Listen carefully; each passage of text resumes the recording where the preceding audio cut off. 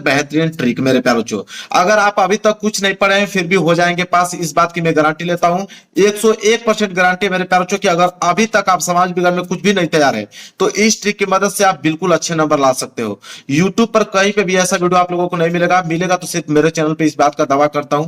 देखिए सामाजिक विज्ञान में बहुत सारे टीचरों आपको ये कहेंगे कि बहुत काफी भर दोगे तो पूरा का पूरा नंबर आपको मिल जाएगा। ऐसा कुछ नहीं होता है, काफी भरने से आप लोगों को नंबर नहीं मिलता है।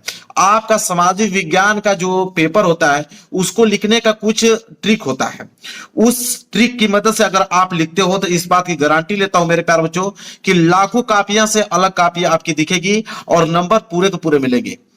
पूरा का पूरा वीडियो देख के जाना और कमेंट करने पे मजबूर हो जाओगे, इस बात का दावा करता हूं मैं। इतना बेहतरीन तरीका आपको बताने वाला हूं कि सामाजिक विज्ञान में कॉपी कैसे लिखते हैं और कोई भी क्वेश्चन नहीं आता तो उसको कैसे अटेम्प्ट करते हैं। तो मेरे प्यार, जो वीडियो को लाइक कर देना, चैनल पर नए हो तो चैनल को जरूर सब्सक्राइब कर देना। और हर एक क्वेश्चन का ट्रिक है मेरे पास, अगर आपको क्वेश्चन नहीं आ रहा तो उसको कैसे आप ट्रिक की मदद से लिखे हो, ठीक है। कि अगर अभी तक आप कुछ नहीं पढ़े हो तो आप इस वीडियो की मदद से आप सामाजिक विज्ञान में पास हो जाओगे, इस बात का दावा करता हूं मैं। मेरे प्यारे बच्चों, कुछ चीजें हैं जो आपको अच्छे तरीके से ध्यान में रखनी है। पहली चीजें जो है जो आपको बता रहा हूं, ध्यान से आपको एक एक चीज पढ़ना है। सबसे पहला जो पॉइंट होता है मेरे प्यारे बच्चों, बच्चे गलती क्या करते हैं कि सभी क्वेश्चंस अटेम्प्ट करना है। बहुत सारे बच्चे क्या करते हैं कि जो क्वेश्चन नहीं आता उसको छोड़ देते हैं। अब जब क्वेश्चन छोड़ दोगे मेरे प्यारे बच्चों ना, तो आपको जीरो के अलावा कुछ नहीं मिलेगा। अगर उस क्वेश्चन को कर दोगे तो 5 में से 3 नंबर भी मिलेगा, 5 में से 2 नंबर भी मिलेगा, लेकिन नंबर आपको एग्जामिनर देगा। और छोड़ दोगे तो 1 नंबर नहीं मिलेगा। तो सबसे पहला पॉइंट आप नोट कर लो, अपने दिमाग में फिट कर लो कि सभी क्वेश्चन को अटेम्प्ट करना है। इसके बाद मेरे प्यारे बच्चों क्या होता है कि 15 मिनट टाइम रीडिंग पेपर। इसका मतलब होता है कि जो आपको शुरू के 15 मिनट दिए जाते हैं, आपको पेपर हल करने के लिए समय दिया जाएगा 3 घंटे 15 मिनट। आप सबसे पहले क्या करोगे कि 15 मिनट में पूरे के पूरे क्वेश्चन को आप पढ़ोगे और वहीं पे ट्रिक लगा दोगे कि मुझे सबसे पहले कौन सा क्वेश्चन करना है। पहले आप मार्क लगा दो कि ये सारे क्वेश्चन मुझे आ रहे हैं। पहले मैं पहला वाला क्वेश्चन करूंगा, उसके बाद मैं 5 वाला प्रश्न करूंगा, इसके बाद 7 वाला प्रश्न करूंगा, इसके बाद 8 वाला प्रश्न करूंगा। अपना वही फिक्स कर लो कि मुझे सबसे पहले कौन सा प्रश्न करना है उसी 15 मिनट में, और उस प्रश्न को सबसे पहले करो। जो प्रश्न आपको बिल्कुल सही सही आंसर मालूम हो उनको सबसे पहले आपको करना है। यह बात अपने दिमाग में फिट कर लो मेरे प्यारे बच्चों। इसके बाद दूसरा चीज क्या होता है कि आंसर लिखते समय पॉइंट बनाकर लिखना है। देखिए बहुत सारे बच्चे सामाजिक विज्ञान में क्या गलती करते हैं कि एक हेडिंग बना लेंगे और एक हेडिंग बनाकर वो क्या करते हैं कि 2 पेज में लगातार आंसर लिखना चालू करते हैं। यह काम आपको करना ही नहीं है। एग्जामिनर को मालूम चल जाता है कि आपने बनाकर लिखा है। आप आंसर जब भी लिख रहे हो तो पॉइंट वाइज, जैसे कोई भी आंसर लिख रहे हो तो पहला पॉइंट इसमें 2 लाइन लिख दो, इसके बाद दूसरा पॉइंट इसमें 2 लाइन लिख दो, इसके बाद तीसरा पॉइंट इसमें 2 लाइन लिख दो, फिर चौथा पॉइंट 2 लाइन लिख दो। बनाकर ही लिख रहे हो ना, बनाकर भी लिख रहे हो ना, तो ऐसे ही लिखो। एग्जामिनर पॉइंट पे देगा विशेष ध्यान और पढ़ेगा ना तो उसको मालूम नहीं चलेगा कि सही लिखा है आपने कि गलत। पॉइंट देखते हुए उसको समझ में आ जाएगा कि नहीं लड़का बिल्कुल जेन्युइन है, जीनियस लड़का है, बढ़िया से पढ़ा लिखा है, इस तरह लिखा है। तो आपको आंसर कभी भी लिखना है सामाजिक विज्ञान में तो पॉइंट बनाकर लिखना है, ठीक है। यह काम आपको जरूर से जरूर करना है। तो यह हो गया दूसरी चीज। तीसरी चीज क्या होता है, चलिए उस पर ध्यान देते हैं। तीसरी चीज मेरे प्यारे बच्चों यह है कि हाईलाइट, ठीक है। हाईलाइट इंपोर्टेंट वर्ड को, जो इंपोर्टेंट वर्ड होता है मेरे प्यारे बच्चों, इंपोर्टेंट वर्ड को ब्लैक पेन से लिखिए या ब्लू पेन से लिखिए, कोई दिक्कत नहीं है, ठीक है। वैसे ब्लैक पेन से ही लिखोगे तो अच्छी बात है। अब ब्लू पेन से भी लिख देते हो ना तो बस उसके नीचे अंडरलाइन कर दो। हाईलाइट का मतलब होता है इंपोर्टेंट वर्ड। देखिए अगर कोई क्वेश्चन है, अगर उस क्वेश्चन को बनाकर अगर आप 3 लाइन में लिख रहे हो तो 3 लाइन में जब आप क्वेश्चन को लिखोगे तो कम से कम 4 या 5 ऐसे वर्ड होंगे जो आपको बिल्कुल सही सही मालूम होंगे। 4-5 वर्ड तो बिल्कुल सही मालूम होंगे और उन्हीं वर्डों को आपको क्या कर देना है, उनके नीचे अंडरलाइन कर देना है ब्लैक पेन से, ठीक है। एग्जामिनर जब भी आपका सामाजिक विज्ञान का जो पेपर जब चेक होता है कॉपी, तो उसमें एग्जामिनर बस पॉइंट देखता है, तो उनको हाईलाइटेड किए रहोगे तो उन्हीं पॉइंटों को देखेगा और आपको नंबर देता चला जाएगा और वही फिक्स कर लेगा कि इस बच्चे को हमें 70 में 60 नंबर देना है कि 65 नंबर देना है। और इस बात का दावा करता हूं मैं कि जिस प्रकार बता रहा हूं वो सारे ट्रिक अगर आपने अपना लिया तो समझ लीजिए कि 60 या 65 नंबर से कम आने वाले नहीं आपके। और 30 नंबर प्रैक्टिकल से मेरे प्यारे बच्चों 100 में आपके हो जाएंगे 90 और 95 नंबर, ठीक है। यह काम आपको करना है। तो क्लियर हो गया, तीसरा पॉइंट आपको समझ में आ गया। अब देखिए चौथा पॉइंट जो सबसे ज्यादा इंपॉर्टेंट है, और यह काम अगर आपने कर दिया तो समझ लीजिए कि आप टॉपर बन सकते हो। क्या है समाज विज्ञान में, ये देखिए फ्लो चार्ट बनाने का प्रयास करना। कोई भी आंसर जब दीर्घ लॉन्ग क्वेश्चन जब आप दे रहे हो मेरे प्यारे बच्चों, चाहे कोई भी क्वेश्चन दे रहे हो, शॉर्ट क्वेश्चन भी आंसर दे रहे हो, तो फ्लो चार्ट बनाना सीखिए। फ्लो चार्ट का मतलब क्या होता है मेरे प्यारे बच्चों, फ्लो चार्ट का मतलब यह चीज होता है, जैसे आपका परिवहन के बारे में पूछ दिया, तो जैसे यहाँ पे अगर आपको पूछ दिया कि परिवहन क्या है, तो परिवहन में जैसे आपका एक स्थल परिवहन होता है, तो आप ऐसे फ्लो चार्ट बनाइए, स्थल परिवहन, फिर बीच में ऐसे एरो का चिन्ह दीजिए, एक होता है जल परिवहन, इसके बाद फिर यहाँ पे दीजिए एक होता है आपका वायु परिवहन, ठीक है, इसके भी 3 पार्ट होते हैं, इसके 2 पार्ट होते हैं, इसके भी 3 पार्ट होते हैं, तो ऐसे फ्लो चार्ट बनाना है। और फ्लो चार्ट जब आप बनाओगे ना, तो एग्जामिनर के पास लाखों कापियां होती हैं, अगर वो 100 कापी चेक कर रहा है और 101वीं कापी अगर आपकी होगी तो सबसे डिफरेंट होगी, और दावा करता हूं कि उसमें नंबर आपको पूरा का पूरा वो देगा, क्योंकि ऐसा कॉपी किसी की नहीं रहेगी। जो लोग इस वीडियो को देख रहे हैं उन्हीं की कॉपी ऐसा लिख पाओगे, सबसे ज्यादा अंक मिलेगा आपको समाज विज्ञान में, इस बात का दावा है मेरा। ये नहीं कि एक हेडिंग डाल के 4-4 पैराग्राफ बस लिखते जाएं तो एग्जामिनर को समझ में आ जाएगा कि आपने क्या किया है, बनाकर लिखा है, और नंबर 1 नंबर से अधिक देगा भी नहीं आपको, ठीक है। तो यह फ्लो चार्ट बनाने का जरूर से जरूर आपको प्रयास करना है मेरे प्यारे बच्चों, इस बात को अपने दिमाग में पूरा का पूरा बैठा लीजिए। क्लियर है? चलिए अब अगले पॉइंट की तरफ बढ़ते हैं। अगला पॉइंट क्या है उसे देखिए। देखिए चौथा पॉइंट क्लियर, पांचवा पॉइंट समझिए। पांचवा पॉइंट जो है मेरे प्यारे बच्चों वो है कि हर आंसर के बाद 2 लाइंस का गैप दीजिए, बहुत ज्यादा, इससे काफी जो आपकी साफ सुथरा दिखने में लगती है और एग्जामिनर को पढ़ने में भी आसानी होता है।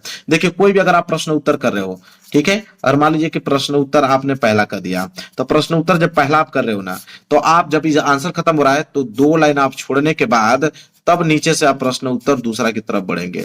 तो यह काम आपको करना है, ठीक है। हर एक प्रश्न उत्तर के बाद आपको 2 लाइन का गैप देना ही देना है, इस बात को आप नोट कर लो, ठीक है। जो आपको बता रहा हूं मेरे प्यारे बच्चों, आप अपने दिमाग में फिट कीजिए, और समाज विज्ञान के पेपर में यही ट्रिक आपको अपनाना है, सबसे ज्यादा अंक मिलेंगे, इस बात का दावा करता हूं मैं। अगली ट्रिक क्या है मेरे प्यारे बच्चों, उसको समझिए। वो अगली ट्रिक सबसे ज्यादा इंपॉर्टेंट है, वो है आपका टाइम मैनेजमेंट का। अब मेरे प्यारे बच्चों बहुत सारे बच्चों का कमेंट आएगा, जब बहुत सारे बच्चे ऐसे हैं वो कहेंगे कि सर मैं तो पेपर बहुत अच्छे से किया लेकिन 5 क्वेश्चन छूट गया मेरा सर। कोई कहेगा कि मेरा सर 3 क्वेश्चन छूट गया। तो भाई छूट इसलिए गया क्योंकि आपने टाइम मैनेजमेंट किया ही नहीं।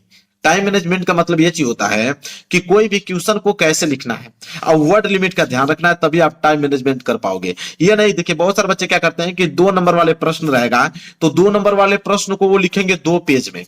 2 नंबर वाले प्रश्न को आप 2 पेज में लिखोगे तो पहली बात तो एग्जामिनर उसमें 1 नंबर नहीं देगा, क्योंकि उसको मालूम है कि 2 नंबर वाले प्रश्न 2 पेज में कभी हो ही नहीं सकते हैं। 2 नंबर वाले प्रश्न अधिक से अधिक 3 लाइन में होंगे, और आपने लिख दिया 2 पेज में बना बना कर, तो 2 पेज में लिख रहे हो तो समय भी नुकसान हो रहा है, तो आगे के प्रश्न और छूटेंगे कि नहीं। तो आपको मेरे प्यारों क्या करना है कि 3 घंटे 15 मिनट का समय है, तो 15 मिनट में तो पेपर ही पढ़ लोगे। 3 घंटे में आपको ऐसा टाइम मैनेजमेंट करना है कि आपको वर्ड लिमिट ध्यान रखना है कि कौन से प्रश्न को कितना वर्ड में लिखना है, ठीक है, कितना समय उस पर देना है, ताकि 3 घंटे में मैं पूरे के पूरे प्रश्न को अटेम्प्ट कर पाऊं। यह होना चाहिए मेरे प्यारे बच्चों। तो आपको मालूम होना चाहिए कि 2 नंबर वाले प्रश्न को कितना लाइन में लिखना है, 4 नंबर वाले प्रश्न को कितना लाइन में लिखना है, 6 नंबर वाले प्रश्न को कितना लाइन में लिखना है। मैं लिख के लेकर आया हूं, अभी दिखा रहा हूं आपको, मैं कॉपी लिख के लेकर आया हूं, आपको दिखाऊंगा कि समाज में कॉपी कैसे लिखी जाती है। इसके बाद आप देखिए कैसे नंबर आपको नहीं मिलता है। तो ये सारी चीजें अप्लाई आपको करना है। तो यहां तक आपको सारी चीजें क्लियर हो गया मेरे प्यारे बच्चों, कोई दिक्कत नहीं होना चाहिए। अब मैं आपको कॉपी दिखाता हूं कि कैसे सामाजिक विज्ञान की कॉपी लिखी जाती है। देखिए कॉपी कैसे लिखा जाता है। सबसे पहले आप लिखोगे लघु उत्तरीय प्रश्न, क्योंकि 20 नंबर के तो ऑब्जेक्टिव क्वेश्चंस होते हैं, तो लघु उत्तरीय और दीर्घ उत्तरीय यही 2 तरह के प्रश्न आपके एग्जाम में आने वाले हैं। तो जैसे प्रश्न पूछ दिया आपको कि जर्मनी का एकीकरण कब और कैसे हुआ, तो देखिए इसे फ्लो चार्ट की मदद से इस प्रश्न का उत्तर कैसे दोगे। और ऐसा कोई नहीं लिखा होगा, इस बात का दावा करता हूं, जो इस वीडियो को देख के गए होंगे वही ऐसा काम कर पाएंगे। तो जर्मनी का एकीकरण कब और कैसे हुआ, देखिए सबसे पहले आप पॉइंट बनाओगे, पहला पॉइंट लिखोगे कि राष्ट्रवादी भावनाएं का उदय। आपने लिख दिया राष्ट्रवादी उदय की उदय, तो राष्ट्रवादी भावनाएं का उदय आपने पहला पॉइंट लिखा। एरो का चिन्ह देखे फ्लो चार्ट में। इसके बाद दूसरा पॉइंट आपने लिखा कि 1848 में निर्वाचित संसद बना। इसके बाद तीसरा पॉइंट लिखोगे कि राजशाही और फौज द्वारा दमन हुआ। इसके बाद चौथा पॉइंट लिखोगे यहाँ पे कि प्रशासन का नेतृत्व किया गया। इसके बाद पांचवा ऑटोमान बिस्मार्क की भूमिका उसमें निभाई। इसके बाद छठवां 3 युद्ध हुआ, और 3 युद्ध होने के बाद फिर जर्मनी साम्राज्य की घोषणा किया गया, और लास्ट में 18 जनवरी 1871 को जो है वो जर्मनी का एकीकरण पूरा हुआ। तो देखिए इसे बोलते हैं फ्लो चार्ट। ऐसे अगर लिखोगे मेरे प्यारे बच्चों तो 4 नंबर का आपका लघु उत्तरीय प्रश्न आता है, 4 में 4 नंबर एग्जाम में देगा, 1 नंबर नहीं काटेगा। इस बात का मेरा दावा है, 1 नंबर नहीं काट सकता मेरे प्यारे बच्चों। तो इसे बोलते हैं फ्लो चार्ट। यही काम आपको करना है। समझ में आ गया आप लोगों को फ्लो चार्ट कैसे बनाना है? तो ऐसे बनाकर आपको लिखना है। इसके बाद और मैं प्रश्न दिखाता हूं आपको। देखिए एक प्रश्न और दिखाता हूं, ये भी आपका लघु उत्तरीय या फिर दीर्घ उत्तरीय भी दिखाऊंगा, ताकि आप वर्ड लिमिट का ध्यान रख पाओ। जैसे आपको प्रश्न दे दिया कि सांप्रदायिकता लोकतंत्र के लिए हानिकारक क्यों है, 2 तर्क दीजिए, 2-2 नंबर का है।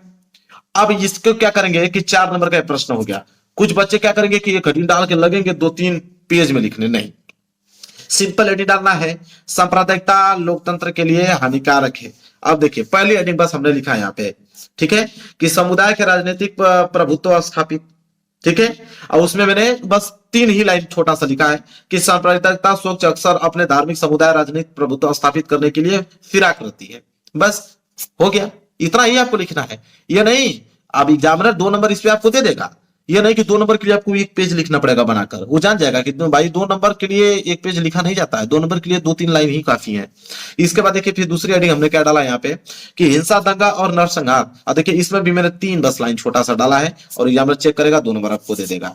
यही होता है कॉपी लिखने का सही तरीका, जो समाज विज्ञान का यही है। कुछ बच्चे क्या करते हैं, बस बनाकर लिखते चले जाते हैं, लिखते चले जाते हैं, उनका प्रश्न भी लास्ट में छूट जाता है। लिखना है। अब मैं आपको दिखाता हूं कि जो 6 नंबर वाले प्रश्न है उसको हम लोग कितने वर्ड में लिखते हैं और कैसे लिखा जाता है। तो देखिए यहाँ पे दीर्घ उत्तरीय प्रश्न है। तो प्रश्न पूछा है कि संघवाद क्या है, भारत के संघीय ढांचे की 4 विशेषताएं बताइए। अब 2 नंबर तो संघवाद में मिलेगा और 4 विशेषता पे 1-1 नंबर मिलेगा। तो इसको कैसे लिखेंगे? सबसे पहले हम लोग संघवाद हेडिंग डालेंगे।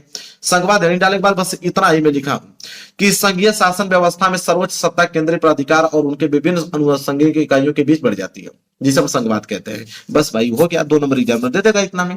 इसके बाद 4 विशेषता इसकी पूछा है तो लिखेंगे कि भारत के संघीय ढांचे की 4 विशेषता।